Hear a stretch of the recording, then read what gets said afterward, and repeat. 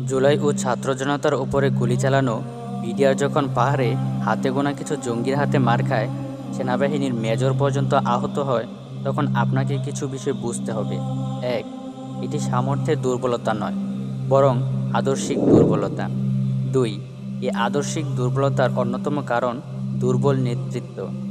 তিন, দুর্বল নেতৃত্বের অন্যতম কারণ বিভেদ এবং সংকীর্ণ স্বার্থ রক্ষা। চার, এই দুর্বলতা আজকের একদিনের ফসল নয়, বরং মিডিয়া, প্রশাসন, রাষ্ট্রযন্ত্র দশকের পর দশক ধরে এই পরিস্থিতির জন্য গ্রাউন্ড রেডি করেছে। পাহাড়ের সন্ত্রাসী গোষ্ঠী বাংলাদেশের প্রকৃত জঙ্গি।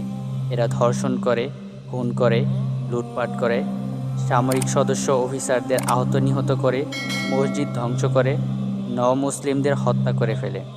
প্রথম আলো গং এদের চোখে দেখে না, সুশীল সমাজ এদের চোখে দেখে না।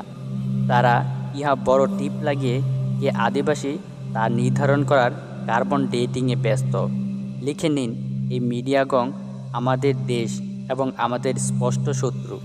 লিখে নিন, এই সুশীল গং আমাদের দেশ এবং আমাদের স্পষ্ট শত্রু। They have a mission and they are doing pretty well. Ask yourself how will you are doing. প্রথম আলোকে জিজ্ঞাসা করুন, পাহাড়ি সন্ত্রাসীদের জঙ্গি বললে কি তার ধুতি খুলে যাবে?